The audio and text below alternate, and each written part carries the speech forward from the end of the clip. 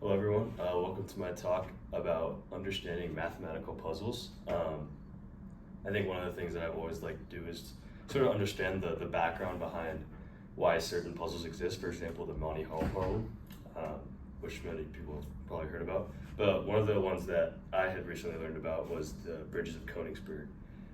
Essentially, what this problem is about is it allows us to understand the concepts of graph theory. But starting off, essentially, the historical, the background.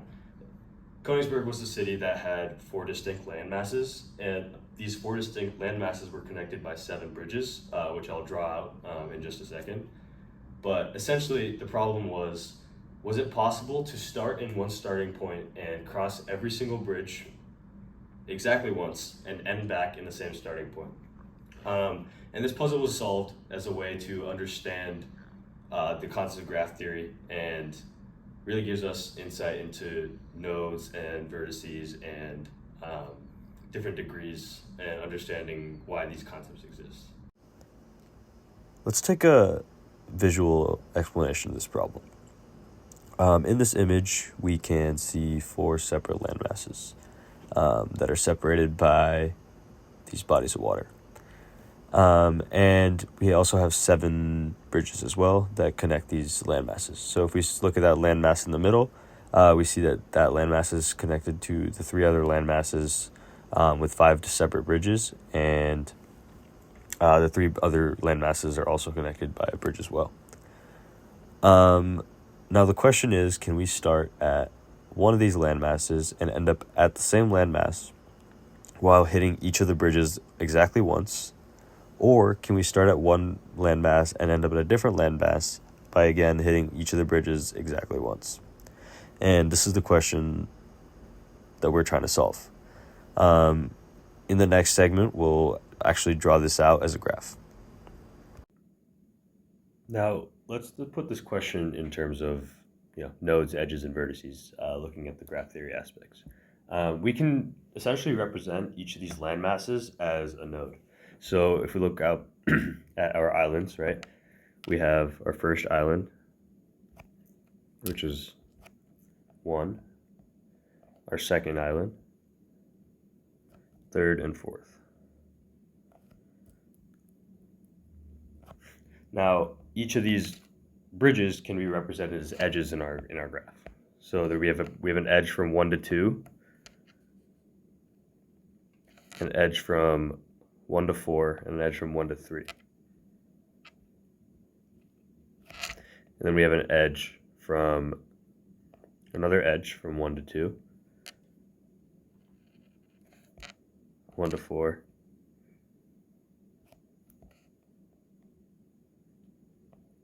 4 to 3, and 2 to 3.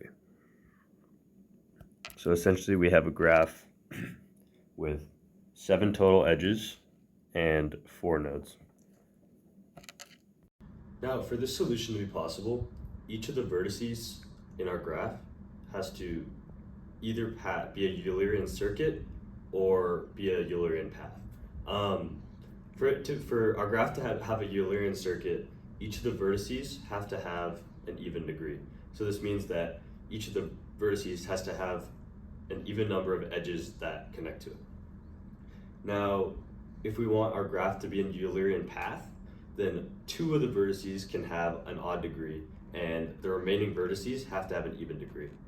And if our graph passes either of these conditions, then a solution is possible to this puzzle. Let's first check if we have a Eulerian circuit. So this is when each of the vertices has an even degree. So let's imagine we have a graph with 3 vertices,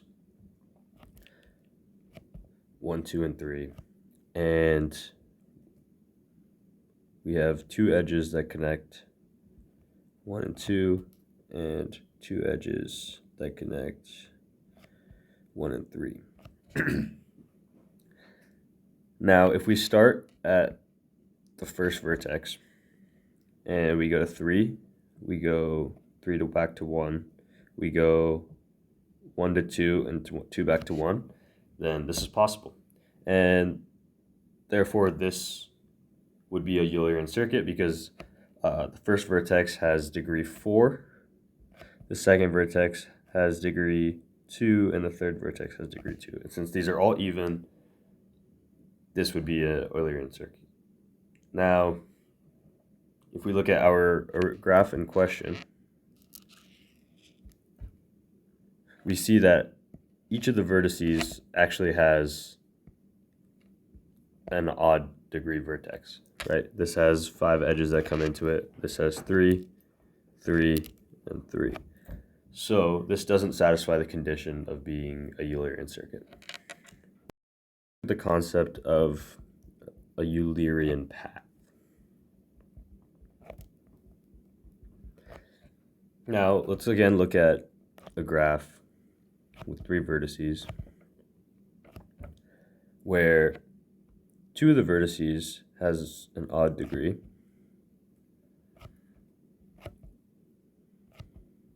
but one of the vertices has an even degree. So 1 and 2 have odd degree, and 3 has even degree. Now, clearly this is possible because we can start at 1, go to 3, and then go to 2, and we have a Eulerian path.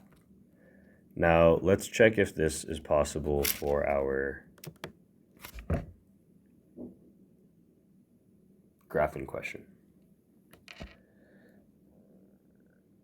If we look at each of the vertices, we see that the first vertex, again, has degree 5, degree 3, then degree 3, then degree 3. And again, this doesn't satisfy our constraint because each of the vertices has an odd degree. So again, this is not possible.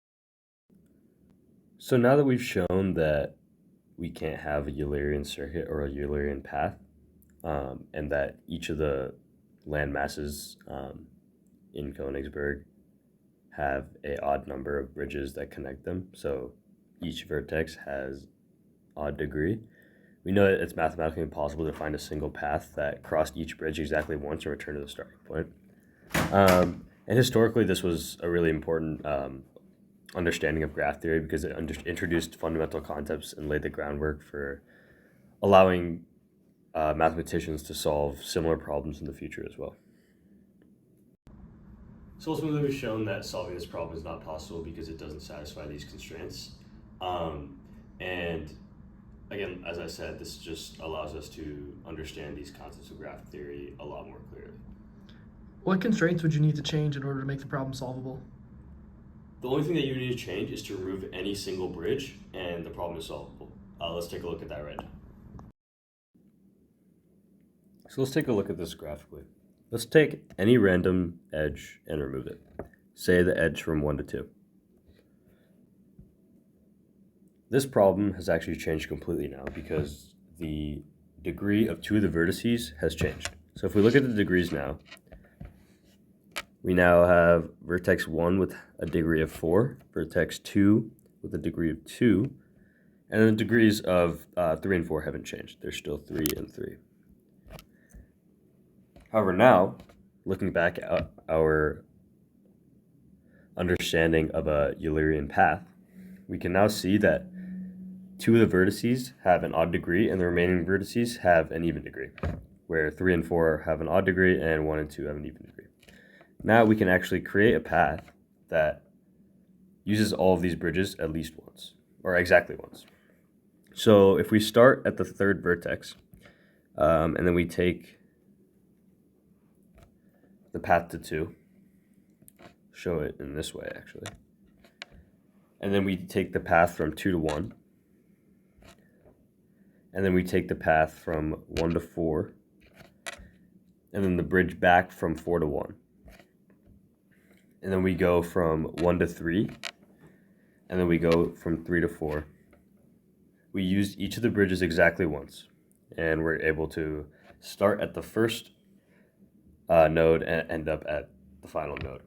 Now, if we have a Eulerian path, then no matter what, we will have to start at one of the vertices that has an odd degree and end at the other vertex that has odd degree. And that's what makes it a Eulerian path. So there we've shown that just making that simple change can actually allow us to solve this problem because just removing one edge from a graph completely changes what's going on in terms of the degrees of each of the vertices. So that's the solution to the bridges of Konigsberg problem, and that's just one of the math puzzles that I thought was really interesting and really gives you more insights into graph theory. And I hope that you will use that to look into other math puzzles as well. Thank you.